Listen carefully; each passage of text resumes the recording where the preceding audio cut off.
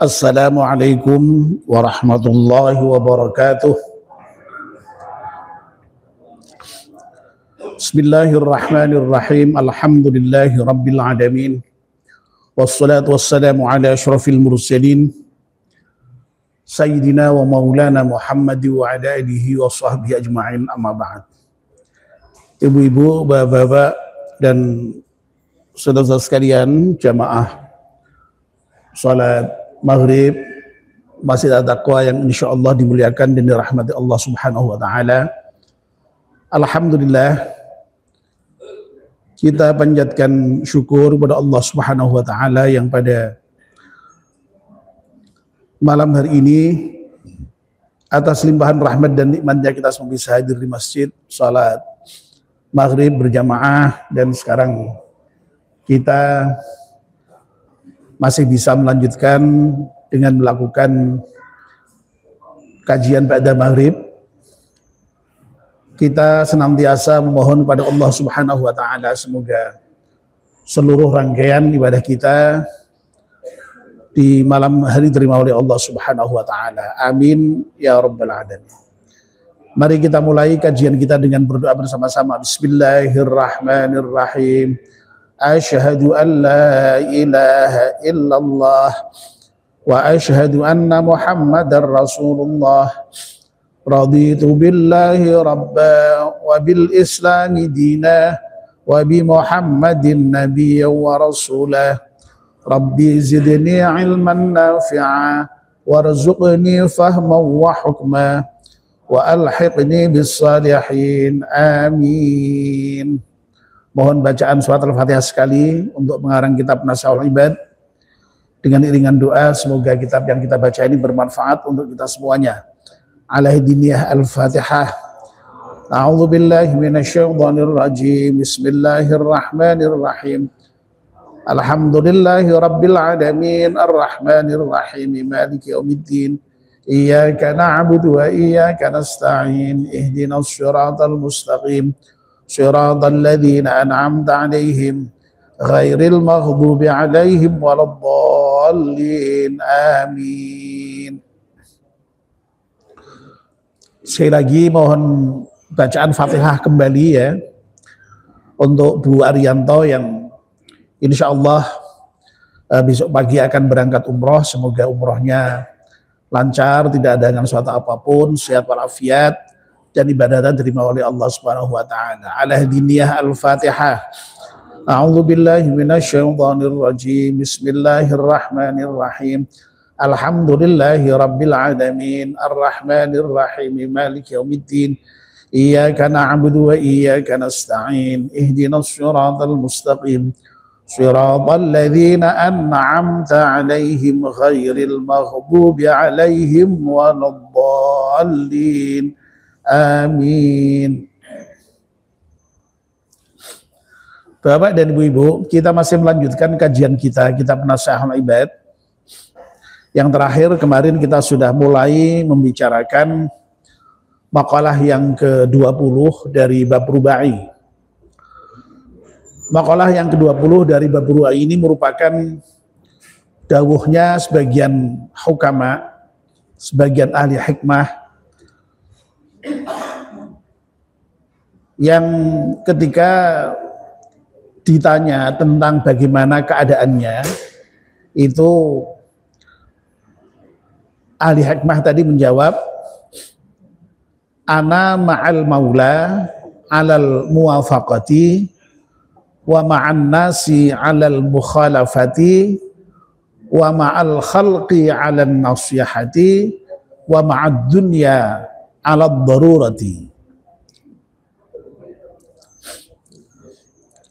Jadi sekali lagi ya saya ulangi apa yang sudah kita sampaikan kemarin, poin-poin pentingnya.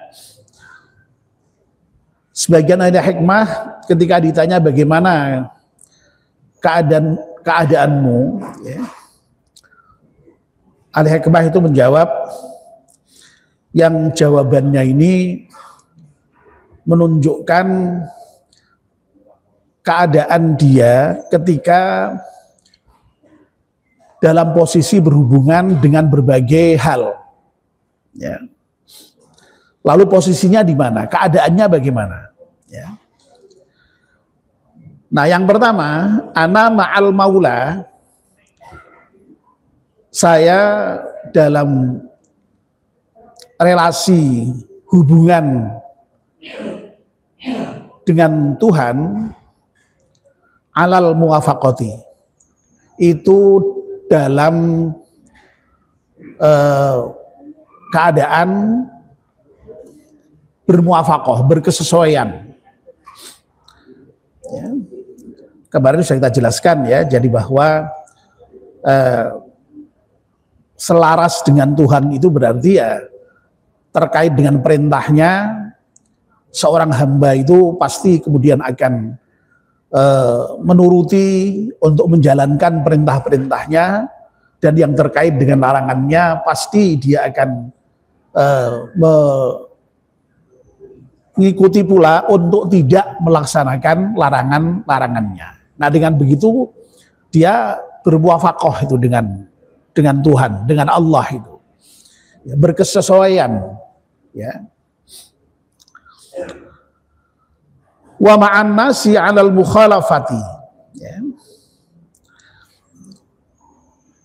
Lalu yang kedua, dalam relasi hubungan dengan nafsu 'alal mukhalafati.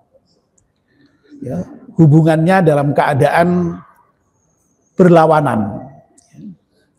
Artinya apa? Artinya bahwa seorang hamba yang baik, ya, yang sampai pada level disebut sebagai ahli hikmah tadi itu, ya, itu terhadap nafsu itu dia tidak tunduk, ya.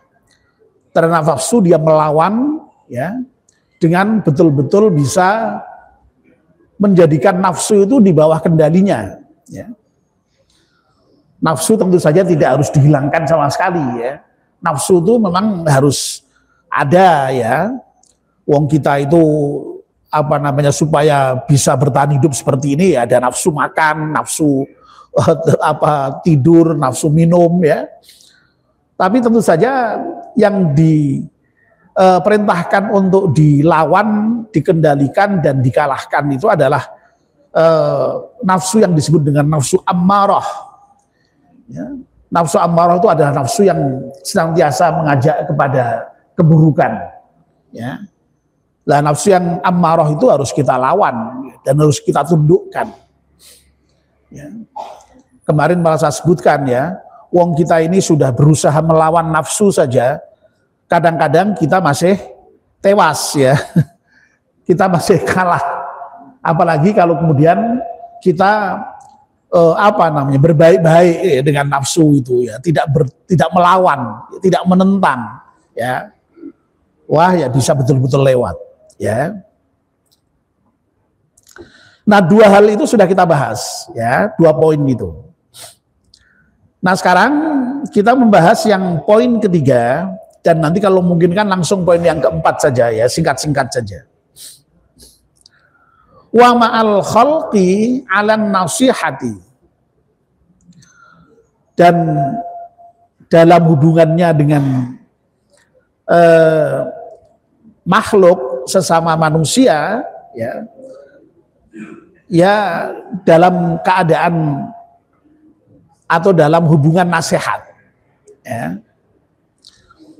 Nah, nasihat ini oleh Imam Nawawi diberikan penjelasan begini. Wahia, nah yang dimaksud dengan nasihat, ad-du'a'u ila ma fihi shalah. Ya. Mengajak terhadap hal-hal yang di dalam hal-hal itu ada kebaikan. Ya. Wan nahyu amma fihi al-fasad. Dan mencegah dari hal-hal yang di dalam hal-hal itu ada kerusakan. Ya. Jadi nasihat itu oleh Nawawi diterjemahkan atau difahami sebagai mengajak kepada kebaikan dan mencegah hal-hal yang buruk yang membawa kepada kerusakan. Ya.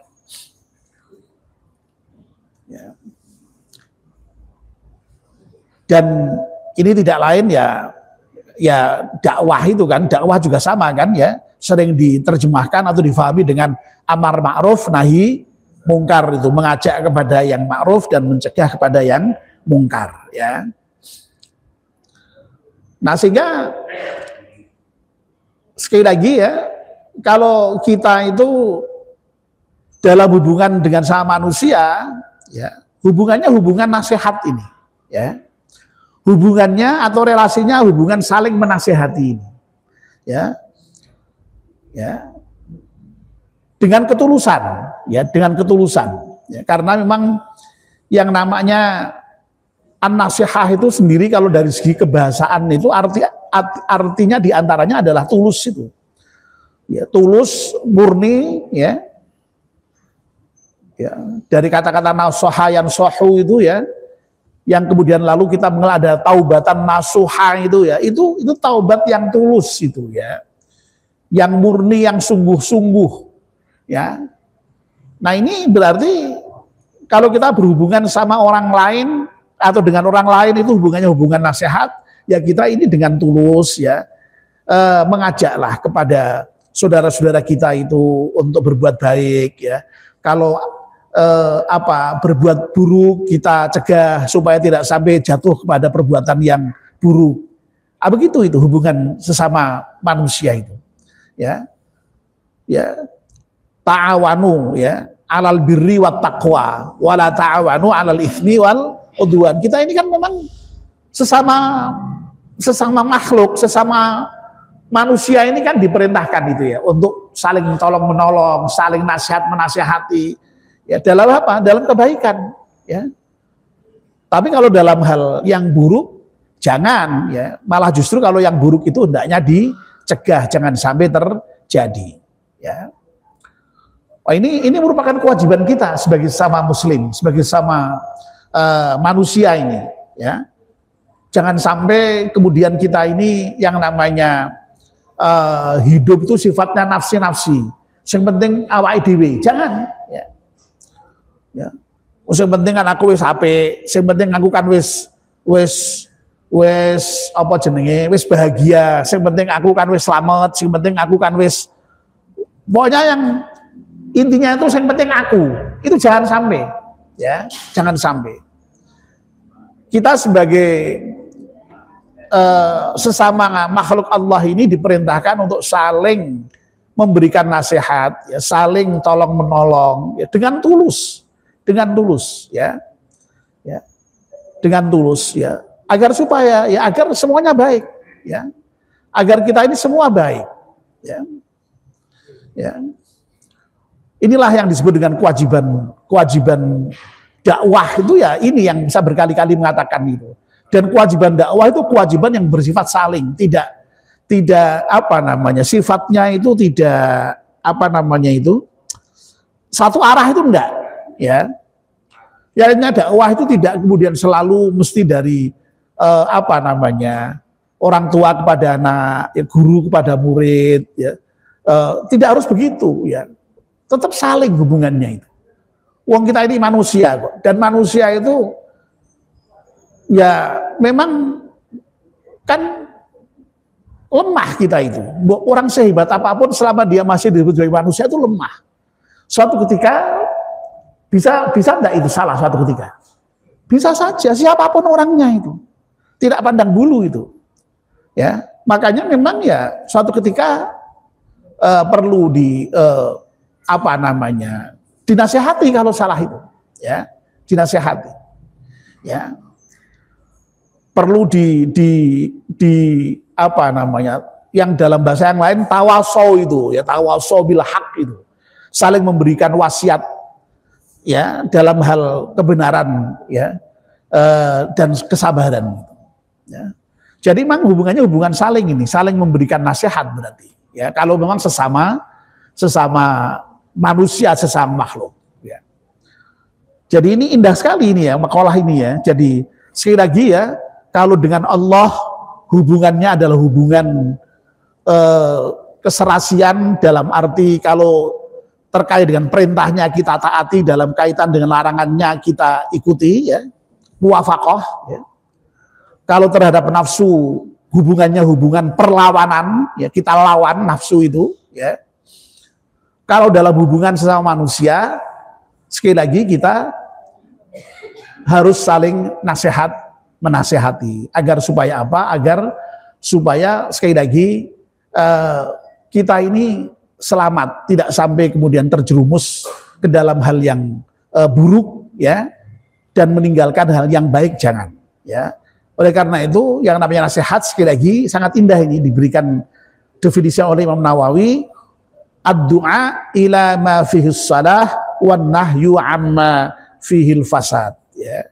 Jadi mengajak kepada yang baik, ya, as-salah, dan mencegah hal-hal yang rusak, yang buruk, ya.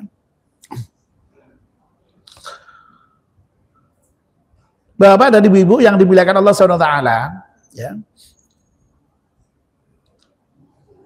Saya kira saya sudah pernah itu menyampaikan mengapa yang namanya melakukan dakwah atau mengajak kepada yang baik dan mencegah kepada yang mungkar itu kok sangat penting dalam kedudukan kita sebagai manusia, sebagai hamba itu, ya. Ya karena sekali lagi tadi itu, ya, yang namanya kita sebagai manusia itu lemah memang, ya, yang suatu ketika bisa saja tergelincir, suatu ketika bisa saja terjerumus, ya. Oleh karena itu memang harus ada itu, ya, orang lain yang kemudian mengingatkan, orang lain yang kemudian mengajak kepada kebaikan, ya, mencegah kepada yang mungkar tadi itu memang harus ada itu, ya. Kalau sampai misalnya nun sewu, ya, kok kemudian orang itu tidak mau melakukan apa yang disebut dengan ad-du'a ila ma fihi as-salah dan an-nahyu amma fihil fasad, wah itu saya kira kehidupan di masyarakat itu akan apa namanya, tidak karu-karuan itu, tidak karu-karuan, ya. Uang kadang-kadang sudah ada amar ma'ruf nahi mungkar, ada nasihat, ada dakwah, ya, itu saja masih tidak karu-karuan, ya. Apalagi kalau misalnya kok tidak ada aktivitas nasihat, tidak ada aktivitas dakwah, itu kayak apa? Ya, tidak bisa bayangkan kita. Ya. Saya dulu sudah pernah itu memberikan gambaran betapa pentingnya amar ma'ruf nahi mungkar, betapa pentingnya dakwah, betapa pentingnya saling menasehati itu. Ya, Nabi kita itu pernah menggambarkan apa namanya, kalau dalam satu perahu, ya, ini sifatnya apa namanya, kiasan, ya, metafor, ya. Dalam satu perahu di tengah laut, kemudian ada satu orang yang iseng mencoba melubangi perahu, ya. Bayangkan itu, ya. Kalau misalnya kok tidak ada orang yang mencegah, ya, mencegah orang yang melubangi perahu tadi itu, kalau perahunya kemudian betul-betul, kapalnya betul-betul bocor, ya, lalu kemudian sampai tenggelam kapal itu yang tenggelam siapa? Apakah hanya yang melubangi perahu itu saja? Tidak, ya, yang tenggelam itu, ya, seluruh orang yang ada dalam perahu itu akan tenggelam semuanya. Nah, ini sekali lagi menunjukkan betapa pentingnya orang mau menasihati orang lain itu, pentingnya orang mau mendakwai orang lain itu, ya. Terutama sekali dalam hal mencegah yang mungkar, ya. Ya. Dan mencegah yang mungkar itu yang paling berat, ya. Kalau amar ma'ruf itu ya berat tapi relatif ringan, ya.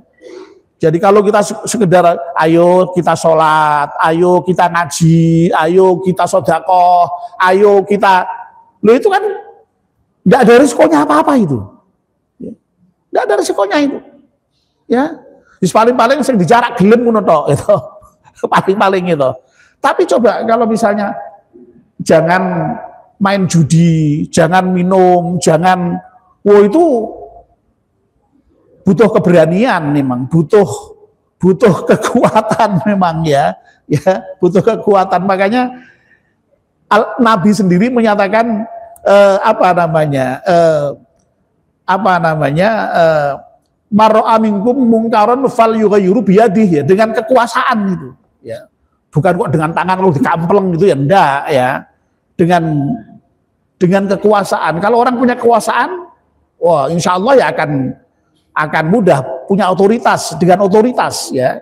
Oke. Ya. Nak ra iso ya mung nasihati dengan omongan. Ra iso meneh ya paling ora dalam hati isih ora setuju dengan perbuatan yang mungkar itu. Nah, kita kok sudah diem melihat kemungkaran, ya diem saja ya. Tidak ada rasa risih apapun, tidak ada rasa benci apapun dengan kemungkaran. Wah itu sudah selemah-lemah iman itu. Na'udzubillah min dzalik ya. Jadi memang begitu agama itu ditegakkan itu dengan dakwah itu ya. Kalau sampai misalnya orang kok tidak ada yang dakwah begitu, tidak ada yang ngajak kepada yang ma'ruf dan mencegah yang mungkar, wah ya tadi itu saya katakan ya bisa rusak memang, bisa rusak ya. Ya. Bisa ada karu-karuan. Wong sudah ada dakwah saja masih ada karu-karuan ya. Itu gambarannya ya. Jadi sekali lagi ini poin yang ketiga ya, poin yang ketiga. Wa ma'al khalqi 'ala nasihati. Dan dalam relasi atau hubungan bersama dengan sesama manusia, hubungannya adalah hubungan dalam bentuk nasihat tadi itu ya. Lalu yang terakhir saya selesaikan sekalian, wa ma'ad dunya, dan dalam hubungannya dengan dunia ya, ai mata'iha, maksudnya dunia ini ya dengan kesenangan-kesenangannya itu ya, alat darurati, itu hubungannya sekedar hubungan yang darurat saja. Darurat di sini maknanya itu ya sekedar yang betul-betul diperlukan. Kebutuhan daruri, kebutuhan yang betul-betul primer lah ya, yang harus ya. Ya, Imam Nawawi kemudian memberikan penjelasan ail hajati allazimati allati la madfa'alaha ya.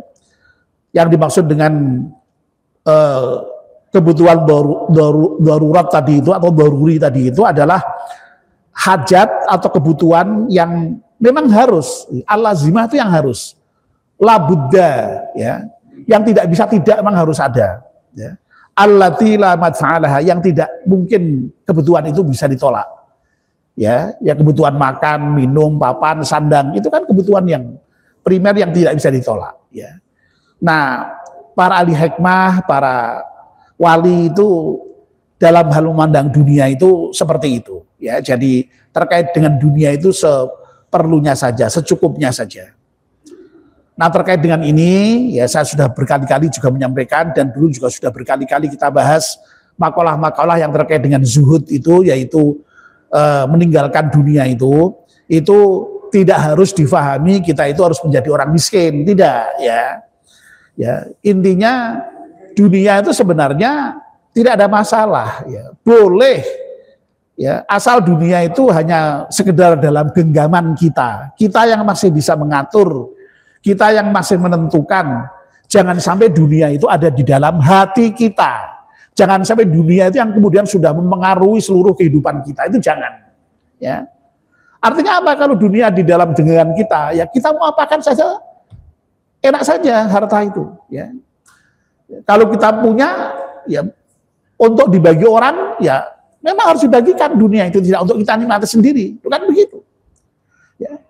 Sehingga sekali lagi, orang yang zuhud terhadap dunia itu memang tidak harus kemudian meninggalkan dunia ya. Boleh ya tetap masih menggunakan dunia selama memang itu tetap di dalam kerangka untuk kebaikan, tidak masalah ya. Nuwun sewu ya. Kalau misalnya orang itu kok harus miskin, harus meninggalkan dunia. Padahal dalam Islam itu ada kewajiban membayar zakat. Ya. Nah, kalau kita miskin apa bisa bayar zakat? Tidak bisa kan?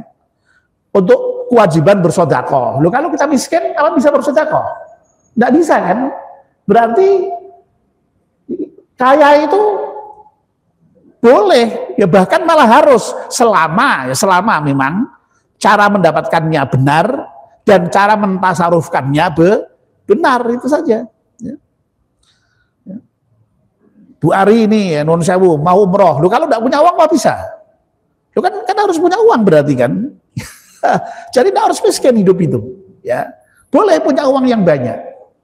Ya, asal sekali lagi cara mendapatkannya benar dan cara menggunakannya, mentasarufkannya juga benar. Karena memang itu nanti yang akan dimintai pertanggungjawab oleh Allah Subhanahu wa taala terkait dengan dunia itu, terkait dengan harta benda itu, ya. Kalau terkait dengan umur, pertanyaannya satu, ya. Umur kamu gunakan untuk apa?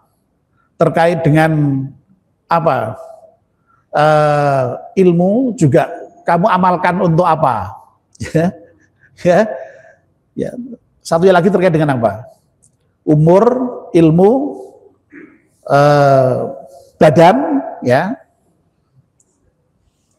Itu pertanyaannya satu, untuk apa? Ya. Tapi kalau terkait dengan harta, ya, pertanyaannya dua, dari mana dan untuk apa? Dari mananya salah, ya sudah, ya digunakan untuk apa aja, ya salah, sudah salah dari mendapatkannya, ya. Tapi dari mananya sudah benar, ini masih harus dipertanggungjawabkan cara menggunakannya bagaimana, ya. Uangnya sudah benar dari hasil kerja yang sungguh-sungguh halal, barang itu duit, dinggo apa misalnya ya untuk minum-minum atau untuk kejahatan yang lain, beli narkoba atau apa namanya, ya sudahlah pokoknya yang maksiat itu, ya sama saja, ya. Itu. Nah sehingga intinya Bapak dan Ibu-ibu, ya, ini memang sekali lagi ada hikmah standarnya terkait dengan dunia memang seperti itu, ya. Pada umumnya mereka betul-betul sangat hati-hati terkait dengan dunia. Mereka bersifat zuhud itu artinya tadi itu, ya, meninggalkan dunia untuk kepentingan akhirat. Tapi juga tidak sepenuhnya harus meninggalkan tadi itu, ya. Dulu sudah pernah saya sampaikan beberapa kali, ya, ketika bicara mengenai makalah-makalah yang terkait dengan zuhud itu, ada seorang sufi itu yang kaya sekali, ya, pakaiannya sangat mewah sekali, kendaraannya mewah sekali, makanannya mewah sekali, rumahnya mewah sekali, ya. Tapi dia seorang sufi, ya, dan diakui murid-muridnya bahwa beliau guru sufi yang luar biasa, ya. Nah, ketika ditanya, loh, Tuan, saudara itu mengajarkan hidup sufistik, ya, tapi kok pakaian Tuan banyak, bagus-bagus, kendaraannya bagus-bagus, segala macam. Ya tadi jawabannya itu, ya. Jadi bahwa apa yang dia miliki itu tidak sampai pada kemudian menjadi bagian dari yang ada dalam hatinya, itu semuanya ada dalam tangannya tadi itu, ya. Tapi kadang-kadang kita itu punya harta sedikit aja sudah malah di hati semua itu. Ya. Nah, itu persoalannya, ya. Baik, ya Bapak dan Ibu-ibu, saya kira cukuplah ya untuk makalah yang ke-20 ini, ya. Karena makalahnya juga singkat-singkat, saya berikan penjelasan cukup singkat-singkat, ya. Sekali lagi, ya, makalah yang ke-20 ini saya kira sangat bagus, ya, menjelaskan tentang bagaimana seharusnya kita di dalam hubungan dengan Allah, di dalam hubungan dengan nafsu, di dalam hubungan dengan sesama manusia, dan di dalam hubungan dengan dunia. Ya, mudah-mudahan kita bisa mendapatkan pelajaran yang sangat berharga dari makalah ini. Amin ya rabbal alamin. Mari kita akhiri dengan doa bersama-sama. Bismillahirrahmanirrahim. Wal asri innal insana lafi khusrin illa alladziina amanu wa 'amilus salihati wa tawassaw bil haqqi wa tawassaw bis sabr. Subhanakallahumma wa bihamdika asyhadu an la ilaha illa anta astaghfiruka wa atubu ilaik. Wassalamualaikum warahmatullahi wabarakatuh.